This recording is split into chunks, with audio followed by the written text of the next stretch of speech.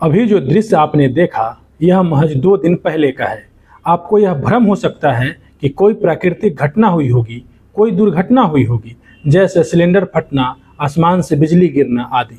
तो जरा ठहरिए, यह नवादा का कृष्णा नगर है और यहाँ कुछ लोगों ने एक महादलित बस्ती में आग लगा दी है। सोशल मीडिया के इस दौर में यह खबर आप तक पहुंची जरूर होगी, लेकिन इस वीडियो में हम इस घटना के सामाजिक, आर्थिक और जातीय पक्ष को सामने लाने की कोशिश करेंगे और आपको यह समझाने की कोशिश करेंगे कि इस घटना का बिहार में हो रहे भूमि सर्वे से क्या संबंध है और विवादित जमीन किस नेचर का है। नमस्कार, हमारा नाम निखिल है और आप जनता बोध देख रहे हैं। पहले इस घटना के जातीय सामाजिक पक्षों पर बात करते हैं। यह समय न तो 90 के दशक का है और ना एमसीसी लोगों के जमीन पर लाल झंडे गाड़ रही है और ना ही उसके प्रतिकार में सवर्णों की रणवीर सेना नरसंहार को अंजाम दे रही है। मतलब बिहार में जातीय सेनाओं के संघर्ष का चैप्टर खत्म हो चुका है। यह अलग बात है कि जातियां खत्म नहीं हुई। बिहार में राजनीतिक संघर्ष की जमीन हमेशा से तथाकथित जातियां रही हैं और सामाजिक संघर्ष की धुरी जमीन। जिसके पास जितनी जमीन, उसकी आर्थिक स्थिति और सामाजिक प्रतिष्ठा भी उतनी अच्छी रही है। बिहार में जमीन का बंटवारा कोई समतामूलक नहीं रहा, आज भी नहीं है। जिसके पास जमीन है उसके पास सैकड़ों बीघा और एकड़ हैं, जिसके पास नहीं है वह भूमिहीन है और मजदूर बनने पर मजबूर है। बिहार में जातीय संघर्ष की जमीन भी जमीन ही रही। जिसके पास अत्यधिक थी वह किसी तरह अपनी जमीन बचाना चाहता था, जिसके पास एकदम जमीन नहीं थी, भूमिहीन था, वह किसी तरह कुछ जमीन हासिल करना चाहता था। इसी के चलते बिहार में सेना बनी, संघर्षों का दौर शुरू हुआ और बिहार की जमीन इंसानों के खून से लाल होती रही। हिंसा और नरसंहारों का ऐसा दौर शुरू हुआ कि बिहार की छवि जंगल राज की हो गई, जिससे आज तक बिहार बाहर न निकल सका।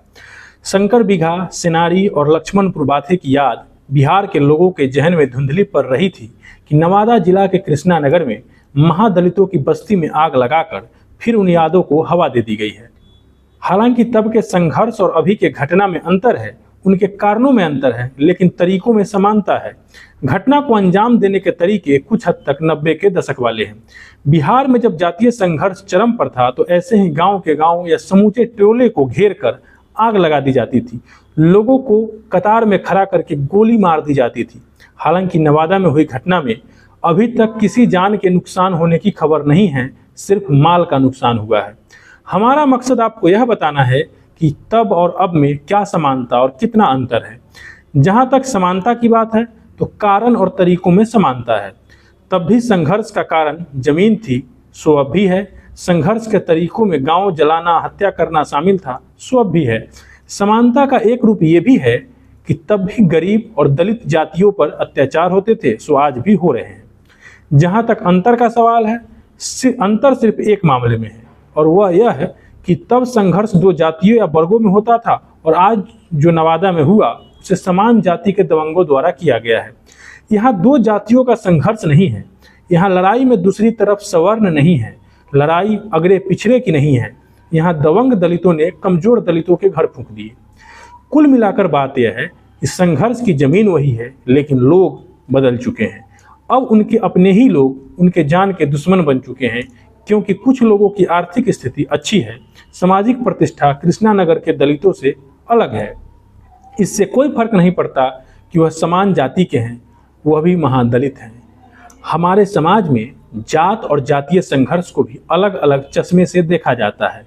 आज सरकार में मंत्री और समाज के बुद्धिजीवियों को नवादा में हुई इस जघन्य अपराध में कोई जातीय रंग नजर नहीं आ रहा, लेकिन इनका रूप तब देखने लायक होता जब इसी घटना में किसी तथाकथित उच्च जाति वालों का नाम सामने आया होता। खैर, एक जाति मुक्त समाज के समर्थक के तौर पर जनता बोध इन सियासतदानों और बुद्धिजीवियों से यह कहना चाहता है कि आपके दोगले नजरिए ने समाज में जात और जाति व्यवस्था को खाद पानी दिया हुआ है। बंद करिए दोहरे चरित्र का खेल। अपराध को अपराध के तौर पर देखिए, अपराधी को बस अपराधी देखिए। जब हम अपराध और अपराधी में जाति और धर्म खोजने लगते हैं तो हम समाज में धर्म और जात के नाम पर मौजूदा खाई को और चौड़ा कर रहे होते हैं। अब चलते हैं नवादा में हुए घटना के मूल कारण पर।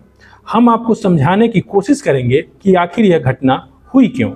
बिहार में जमीन सर्वे हो रहा है और यह विवाद भी अपने नाम से जमीन सर्वे कराने को लेकर हुआ, क्योंकि सरकार ने ऐसा नियम बनाया है कि जमीन जिस व्यक्ति के कब्जे में होगा उसकी मानी जाएगी, उसके नाम से सर्वे हो सकता है। जिस जमीन पर दबंगों की नज़र है, दलितों का घर जलाया गया है, वह बिहार सरकार की है, लेकिन गलत तरीके से कुछ लोग अपने नाम का कागज बनाकर उसे हड़पना चाहते हैं। बिहार में दो तरह के ज़मीनें होती थी, गैर मजरूआ खास और गैर मजरूआ आम। यह सभी जमीन जमींदार या मालिक के होते थे, जो लगान वसूल कर अंग्रेज सरकार को देते थे। अंग्रेजों के जाने के बाद जमींदार को यह अधिकार था कि वह जमीन रैयत के नाम बंदोबस्त कर सके, लेकिन मालिक भी गैर मजरूआ खास जमीन को ही बंदोबस्त कर सकता था, गैर मजरूआ आम जमीन को नहीं, क्योंकि उसे सरकारी माना जाता था। इसी तरह नवादा में जो विवादित जमीन है उसका रकबा 37.14 एकड़ है, लेकिन विवाद 16 एकड़ 86 डिसमिल जमीन पर है। इसी 16 एकड़ जमीन पर महादलितों का परिवार रहता है। आज़ादी के पहले हुए सर्वे में यह जमीन गैर मजरूआ आम पड़ती जमीन था, यानी कि खाली था, जिसका कोई लगान सरकार को नहीं जाता था। लेकिन बिहार में हुए रिविजनल सर्वे में 1962-63 के आसपास यह जमीन का टुकड़ा किसी रमजान मियाँ के नाम से सर्वे हो गया, या उन्होंने भ्रष्टाचार द्वारा सर्वे करा लिया। बाद में नंदू पासवान समेत आधा दर्जन दबंगों ने, जिन पर महादलित के घर फूकने का आरोप है, रमजान मियाँ से 16 एकड़ जमीन अपने नाम लिखवा ली। अब जब बिहार सरकार फिर से सर्वे कर रही है तो यह लोग जमीन पर कब्जा करके जमीन अपने नाम से सर्वे कराना चाहते हैं, ताकि इनका दावा मजबूत हो सके, जबकि इस जमीन पर कोर्ट में टाइटल का मुकदमा चल रहा है। पीड़ितों का कहना है कि कोर्ट से फैसला आने से पहले जमीन की रजिस्ट्री कराने वाले लोग दखल करना चाहते हैं, जबकि महादलित परिवार उस जमीन पर 1964 से रह रहा है। बिहार में जब से जमीन सर्वे का काम शुरू हुआ है, तब से छोटी मोटी घटनाएं तो अंचल स्तर से लेकर जिला स्तर तक सामने आ रही थी, लेकिन नवादा में जो हुआ उसकी चर्चा देशव्यापी है। अगर बिहार सरकार अभी से सतर्क नहीं हुई तो हर जिले में ऐसी घटनाएं होंगी, क्योंकि नवादा में जो जमीन की स्थिति है और जिसके कारण दखल कब्जा को लेकर घटना हुई, ऐसी स्थिति हर जिला और अंचल में है।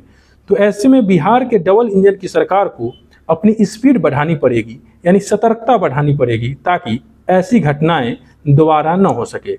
धन्यवाद, आभार। मैं निखिल कुमार। अगर आपके गांव में भी जमीन सर्वे हो रहा है और जमीन की ऐसी स्थिति है जैसी नवादा के कृष्णा नगर की है, तो कमेंट में जरूर लिखें। वीडियो को लाइक और शेयर करें। जाने से पहले हमारे चैनल को जनता बोध को सब्सक्राइब जरूर करें। इसके फेसबुक पेज को भी फॉलो करें।